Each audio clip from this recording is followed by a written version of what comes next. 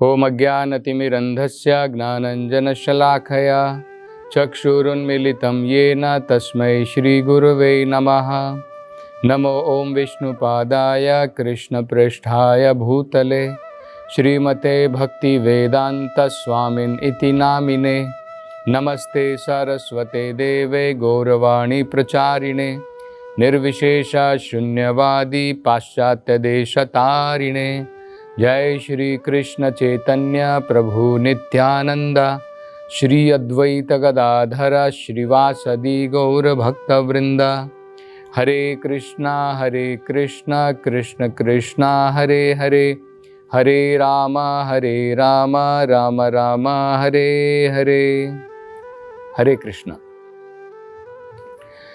तो पिछली कथा में हम चर्चा कर रहे थे, सहदेव ने भरी सभा में सबसे निवेदन किया, सबसे आग्रह किया और सबको समझाया कि भगवान कृष्ण मात्र उस अग्र पूजा के लिए, जो राजसूय यज्ञ के लिए जो अग्र पूजा है, उसके लिए वही एकमात्र पात्र हैं पूरी की पूरी भरी हुई सभा में। और वो बड़ा ही सरल है समझना, जैसे सहदेव ने अपने आप ही ये समझाया था। उन्होंने बताया था कि भगवान का शरीर जो होता है वो सच्चिद आनंद स्वरूप है, वो हमारे शरीरों से भिन्न है। हमारे शरीर के अंदर में क्या होता है, ये जो भौतिक शरीर होता है इसके अंदर में बदलाव आते हैं। वेदों के अनुसार इस शरीर के अंदर में 6 प्रकार के बदलाव आते हैं। इसका जन्म होता है, जन्म होने के पश्चात में कुछ समय तक रहता है, कुछ समय तक रहने के पश्चात में ये बढ़ता है, जिसे हम ग्रोथ बोलते हैं। बाद में अगर हम किसी के साथ में विवाह करते हैं तो उसका कुछ, जिसे कहते हैं बाई प्रोडक्ट, कुछ जो है पैदा होता है, जैसे पुत्र जो है इससे पैदा होता है। या फिर अगर हम एक आम का पेड़ ले लेते हैं या फिर एक आम ले लेते हैं, फल है, तो वो जन्म लेता है, कुछ समय तक रहता है, उसके अंदर में बीज होता है जिसके द्वारा दूसरा पौधा जो है जन्म लेगा। उसके बाद में धीरे धीरे उसका पतन प्रारंभ होता है, शुरू होता है। जैसे हम लोग बूढ़े हो जाते हैं, फल जो है धीरे धीरे खराब होना शुरू हो जाता है और बाद में एक समय में बिल्कुल लुप्त हो जाता है। तो ये भौतिक पदार्थों के अंदर में इस प्रकार के बदलाव आते हैं। लेकिन भगवान का जो शरीर है वो सत्य चित आनंद स्वरूप है, तो भगवान के शरीर के अंदर में कोई ऐसा बदलाव नहीं आता है। भगवान का शरीर आध्यात्मिक होता है।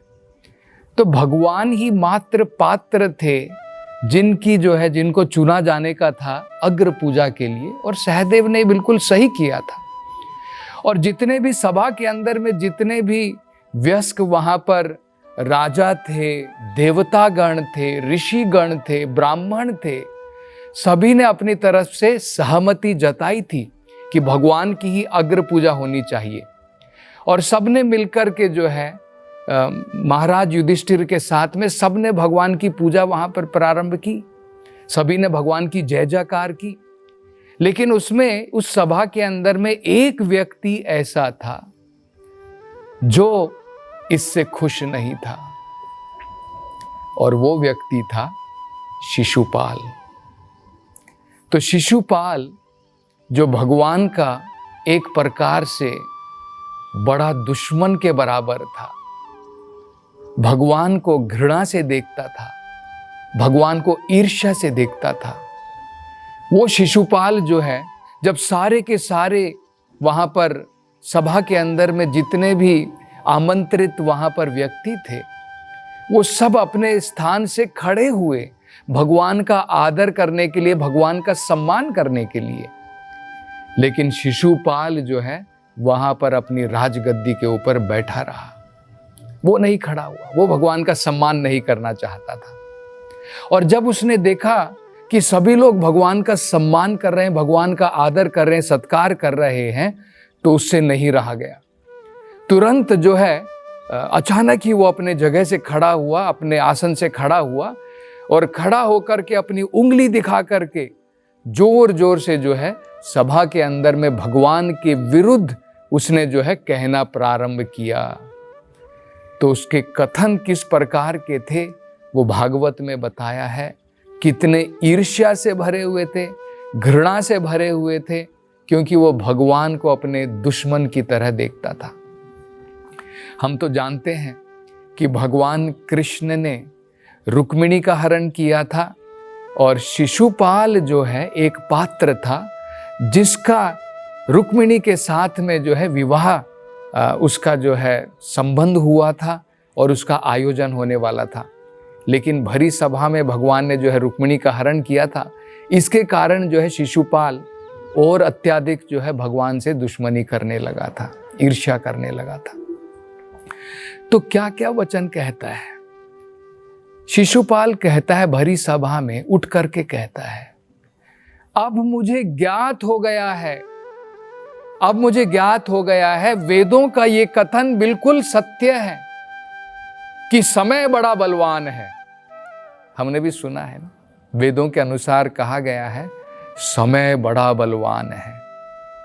तो शिशुपाल कहते हैं कि अब मेरी समझ में आ गया, मैं सहमत हूं, वेदों के अंदर में कहा है कि समय बड़ा बलवान है। और वो कहते हैं समय के विरुद्ध हम अनेकों प्रकार के प्रयास कर सकते हैं समय से उभरने के लिए, समय से एक प्रकार से लड़ने के लिए, लेकिन फिर भी जो है समय जब बीतता है तो समय सबको पराजित कर देता है, समय की ही विजय होती है। और शिशुपाल उदाहरण देकर के कहता है, शिशुपाल कहता है अगर एक व्यक्ति जीना चाहता है वो अनेकों प्रकार के प्रयास कर सकता है जीने के लिए, लेकिन अगर उसकी मृत्यु निश्चित है समय के अनुसार तो अनेकों प्रकार के प्रयास क्यों ना कर ले, उन प्रयासों में वो विफल हो जाता है, समय की जीत होती है और वो व्यक्ति जो है मृत्यु को प्राप्त होता है। तो इस प्रकार से मैं समझता हूं समय बड़ा बलवान है। और अभी भी मैं सोच रहा हूं कि समय सच में बड़ा बलवान है, क्योंकि यहां पर मैं ये देख सकता हूं कि किस प्रकार से इस सभा के अंदर में इतने सारे बड़े ही ज्ञानी लोग हैं, ऐसे लोग हैं जो महान संत हैं, महात्मा लोग हैं, जिनके अंदर में बुद्धि जो है बड़ी विकसित है, बड़े ही आदरणीय लोग हैं। लेकिन देखो समय का प्रभाव कैसा हुआ है। समय के प्रभाव के अनुसार इन सब लोगों की बुद्धि जो है पथ भ्रमित हो गई है, अपने रास्ते से भ्रमित हो गई है। और ये सब एक बालक के मात्र कहने पर, जिस प्रकार से इस बालक सहदेव ने भगवान की प्रशंसा की, उनके गुणगान गाए और कहा कि भगवान को ही जो है उनकी ही अग्र पूजा होनी चाहिए, सब लोग उससे सहमत हो गए हैं। इससे पता लगता है कि समय कितना बलवान है। ये लोग बड़े बुद्धिमान कहलाते हैं, बड़े ही ज्ञानी कहलाते हैं, महात्मा कहलाते हैं, लेकिन सबकी बुद्धि जो है भ्रमित हो गई। इस बालक के कहने पर, उसके जो है कहने पर उन्होंने भी सहमति जताई है कि कृष्ण को ही जो है उनकी ही अग्र पूजा होनी चाहिए। आगे वो कहते हैं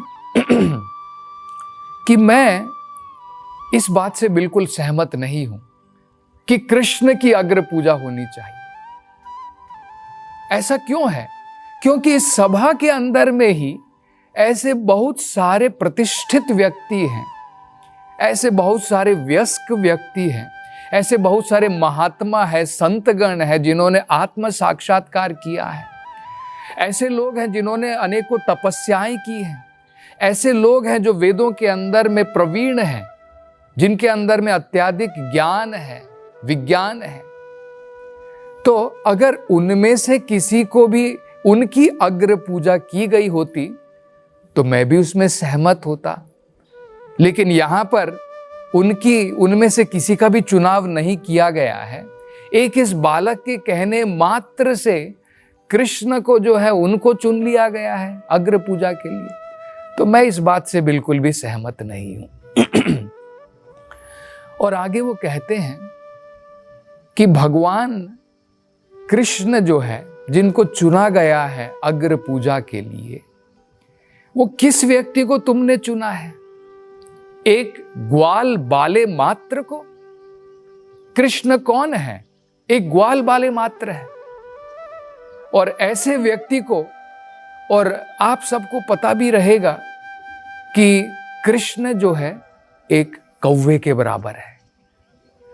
क्रो जिसको बोलते हैं अंग्रेजी में। वो ऐसा क्यों कहते हैं? क्योंकि हम जानते हैं कि भगवान कृष्ण ने जो है रुक्मिणी का हरण किया, और इसी प्रकार से भगवान ने जो है अनेकों रानियों का हरण करके भगवान ने जो है उनसे विवाह किया। तो मूर्ख शिशुपाल सोच रहा है कि जिस प्रकार कौवा जो है यज्ञ के अंदर से जो वहां पर माखन होता है, जो वहां पर घी होता है, जिसका प्रयोग यज्ञ के लिए किया जाता है, तो कौवा कई बार क्या करता है, वहां पर आकर के जो शुद्ध मक्खन होता है उसको चुरा करके ले जाता है। इसी प्रकार से शिशुपाल सोच रहा है, शिशुपाल जैसे इस प्रकार के दुष्ट व्यक्ति, आसुरिक व्यक्ति इस प्रकार से सोचते हैं कि भगवान कृष्ण जो है कौवे के बराबर हैं। तो हम सोच सकते हैं कि कितनी बुद्धि भ्रष्ट शिशुपाल की हुई है, जो इस प्रकार के वाक्य बिना डर के, बिना शर्म के, इस प्रकार से अनेकों प्रतिष्ठित लोगों के बीच में इस प्रकार के वाक्य जो है भगवान के कृष्ण के विरुद्ध में कह रहा है। और आगे शिशुपाल कहता है वो कहते हैं, तुमने किस व्यक्ति को अग्र पूजा के लिए चुना है? जरा सोच करके देखो। ये जो कृष्ण है, इसकी क्या जाति है, इसका क्या व्यवसाय है, वेदों के अनुसार कुछ भी निश्चित नहीं है। क्योंकि कुछ लोग सोचते हैं ये क्षत्रिय है, कुछ लोग सोचते हैं कि ये वैश्य है। वो ऐसा क्यों सोच रहा है? क्योंकि कृष्ण का जन्म वसुदेव और देवकी के घर में हुआ, जो क्षत्रिय थे, लेकिन कृष्ण जो है बड़े हुए वैश्य के घर में, नंद महाराज यशोदा माई के घर में। तो कह रहा है कि कृष्ण की कौन सी जाति है कोई नहीं जानता है। कोई कहता है वैश्य, कोई कहता है क्षत्रिय है। कृष्ण का क्या कर्म है, क्षत्रिय का कर्म है या वैश्य का कर्म है, यह भी कुछ पता नहीं है, सब अनिश्चित है। तो अगर हम एक प्रकार से देखें तो जरासंध सत्य कह रहा है। क्यों ऐसा है? वो अप्रत्यक्ष रूप से भगवान की सच्चाई बता रहा है कि भगवान इस संसार में किसी भी जाति के नहीं हैं। भगवान इन सब संसार से परे हैं। यहां तक कि महान संत, महान साधु शंकराचार्य ने भी कहा है, नारायण परा अव्यक्तात्। भगवान नारायण इस भौतिक संसार के नहीं हैं। हम हो सकता है कुछ लोग ब्राह्मण हैं, कुछ क्षत्रिय हैं, कुछ वैश्य हैं, कुछ शूद्र हैं, लेकिन भगवान जो है इन सबसे परे हैं। तो एक प्रकार से अप्रत्यक्ष रूप से सच कह रहा था। दूसरा वो कहता है कि भगवान का क्या व्यवसाय है वो भी निश्चित नहीं है। वो भी सही है, क्योंकि भगवान का इस संसार के अंदर में कोई व्यवसाय है ही नहीं, भगवान का कोई कार्य है ही नहीं, भगवान का कोई कर्तव्य नहीं है इस संसार के अंदर में। ये तो वेदों में भी कहा गया है, न तस्य कार्यम करणम च विद्यते। भगवान के लिए भौतिक संसार में कोई कार्य नहीं है। भगवान इस संसार में केवल भौतिक जीवों को, उनको आनंद प्रदान करने के लिए, उनकी भलाई मात्र के लिए आते हैं। भगवान को कोई कर्तव्य करने की संसार के अंदर में जरूरत नहीं है। तो वो भी एक प्रकार से शिशुपाल जो कह रहा है अप्रत्यक्ष रूप से सही कह रहा है। आगे शिशुपाल कहता है कि आपको यह भी ज्ञात होगा कि कृष्ण जो है वो एक प्रकार से स्वतंत्र है। वो किसी भी वेदों के नियमों का पालन नहीं करते हैं, वैदिक सिद्धांतों का पालन नहीं करते हैं। ऐसा प्रतीत होता है मानो ये वैदिक सिद्धांतों से परे हों। और सही में देखा जाए तो एक प्रकार से शिशुपाल बिल्कुल सही कह रहे हैं, क्योंकि भगवान का वैदिक सिद्धांतों के द्वारा भगवान की ही प्राप्ति है। तो भगवान वैदिक सिद्धांतों के द्वारा बंधे नहीं हैं। हम वैदिक सिद्धांतों के द्वारा वेदिक में जो वेदों के अंदर में नियम दिए हैं वो हमारे लिए हैं, भगवान उनसे बंधे नहीं हैं। जिस प्रकार से हम देख सकते हैं इस भौतिक संसार के अंदर में चोरी करना पाप है अगर हम चोरी करते, लेकिन भगवान उस सिद्धांतों में नहीं बंधे हैं। भगवान जो हैं, हमने देखा भगवान की लीलाओं में भगवान माखन चोरी करते थे। इतना ही नहीं, भगवान ने जो है गोपियों के वस्त्रों का भी हरण किया, उनके वस्त्रों को भी चुरा लिया। तो भगवान वैदिक सिद्धांतों में नहीं बंधे हैं, भगवान इनसे भी परे है। ये भी बिल्कुल सही कहा। तो भगवान जो है आत्मनिर्भर हैं, किसी के ऊपर निर्भर नहीं है, स्वतंत्र हैं भगवान। उनको कहते हैं स्वराट, अभिज्ञ स्वराट। आगे शिशुपाल कहता है केवल इतना ही नहीं, कृष्ण जो है हम देख सकते हैं मूर्ख है। क्यों मूर्ख है? मथुरा जैसी सुंदर नगरी को भगवान ने छोड़ दिया। सुंदर नगरी थी, वहां पर अनेकों वरिष्ठ लोग थे, अनेकों ज्ञानी लोग थे, महात्मा लोग थे, साधु लोग थे। वहां पर वेदों का पठन होता था। और कृष्ण ने जाकर के ऐसी जगह जो है अपना ली है जहां पर वेदों की कोई चर्चा भी नहीं होती है। द्वारका नगरी में जाकर के वेदों की कोई चर्चा भी नहीं होती है।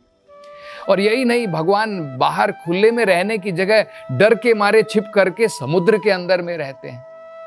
तो इस प्रकार से अनेक प्रकार के अपमानित शब्द जो है वो सभा में कह रहा था। और किस प्रकार से वो भगवान का अपमान करने वाला है और बाकी के लोग जो वहां पर बैठे हैं अब उनकी क्या प्रतिक्रिया होती है, इसकी चर्चा हम अगली कथा में करेंगे। हरे कृष्ण।